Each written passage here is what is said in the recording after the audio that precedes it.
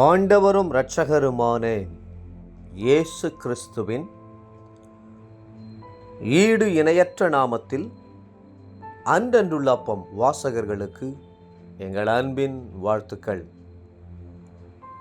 2024 ஆண்டு செப்டம்பர் மாதம் 11ஆம் தேதி புதன்கிழமைக்குரிய தின தியானம். இன்றைய தலைப்பு கூப்பிடும் தேவதூதன். ஆதியாகமம் 21:17 சொல்லுகிறது, தேவதூதன் வானத்திலிருந்து ஆகாரை கூப்பிட்டு, ஆகாரே, உனக்கு என்ன சம்பவித்தது? பயப்படாதே, பிள்ளை இருக்கும் இடத்திலே தேவன் அவன் சத்தத்தை கேட்டார். சூரியன், சந்திரன், நட்சத்திரங்களுக்கு அப்பால் வானாதி வானத்திலுள்ள நம் அருமை ஆண்டவர் நம்மேல் அக்கறை கொண்டு நம்மோடு கூட பேசுகிறார். அவருடைய சத்தம் எவ்வளவு ஆறுதலானது! அவர் தகப்பனைப் போல மனமிறங்கி பரலோகத்திலிருந்து நம்மோடு பேசுகிறார். தாயைப் போல தேற்றுகிறார். தேவப்பிள்ளைகளே, கர்த்தருடைய வார்த்தைகளுக்கு செவி கொடுத்து கீழ்ப்படியுங்கள். உலகம் பல வகை சத்தங்களினால் நிறைந்திருக்கிறது. பறவைகளின் சத்தங்கள், மிருகங்களின் சத்தங்கள், மனிதனுடைய சத்தங்கள் ஆகியவற்றோடு இன்னும் எத்தனையோ விதமான சத்தங்கள் உலகத்தில் இருக்கின்றன. அந்த சத்தங்களில் சில இனிமையானவையாகவும் சில பயங்கரமானவையாகவும் இருக்கின்றன. சில அன்பின் சத்தங்களாகவும் சில வேதனை நிறைந்த சத்தங்களாகவும், சில சத்தங்கள் கேட்கக்கூடியவைகளாகவும் சில சத்தங்கள் கேட்க முடியாதவையாகவும் இருக்கின்றன. ஆயிரக்கணக்கான சத்தங்களின் மத்தியிலே வானத்திலிருந்து, அதாவது பரலோகத்திலிருந்து ஆத்தும நேசரின் சத்தத்தை கேட்க உங்களுடைய செவிகள் ஆவலோடு திறந்திருப்பதாக.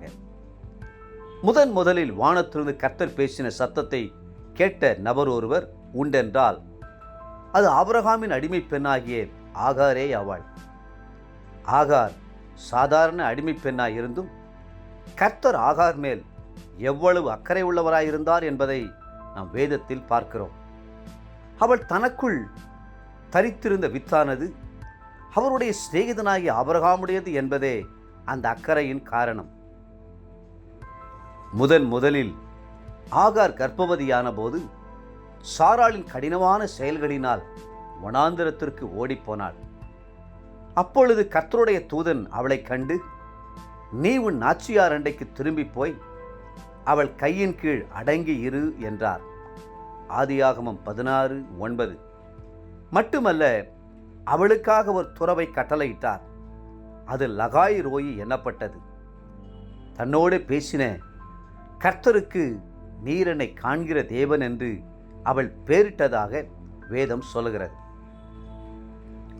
2ஆம் முறை சாராள் ஆபிரகாமை நோக்கி, அந்த பிள்ளையும் உன் அடிமை பெண்ணையும் அவள் மகனையும் புறம்பே தள்ளும் என்று சொன்னபோது ஆபிரகாம் அதிகாலையில் எழுந்து அப்பத்தையும் ஒரு துருத்தி தண்ணீரையும் எடுத்து ஆகாருடைய தோளின் மேல் வைத்து பிள்ளையை ஒப்புக்கொடுத்து அவளை அனுப்பிவிட்டார்.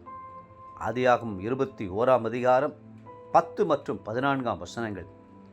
துருத்தியிலுள்ள தண்ணீர் செலவழிந்தது, பிள்ளை அழுதது, அவளும் அழுதாள். அப்பொழுது கர்த்தர் மிகுந்த மனதுருக்கத்தோடு வானத்திலிருந்து ஆகாரை கூப்பிட்டு, பயப்படாதே என்று சொன்னார். மட்டுமல்ல, அவளுடைய கண்களை திறந்து அவள் ஒரு தண்ணீர் துறவை கண்டு அதிலிருந்து துருத்தியிலே தண்ணீர் நிரப்பி பிள்ளைக்கு குடிக்க கொடுத்தாள். தேவப்பிள்ளைகளே, உங்களுடைய அங்கலாய்ப்பின் சத்தத்தை உலக பிரகாரமாக உங்களுக்கு நெருங்கினவர்கள் கூட கேட்காமல் இருந்தாலும் கர்த்தர் கருத்தாய் கேட்பார். உங்களை அன்போடும் அக்கறையோடும் விசாரிக்கிற கர்த்தர் ஒரு நாளும் உங்களை கைவிட மாட்டார். இன்றைய நினைவிற்கு ஆதியாகமம் 21:20. தேவன் பிள்ளையுடனே இருந்தார். அவன் வளர்ந்து வனாந்திரத்திலே குடியிருந்து வில் வித்தையிலே வல்லவனானான்.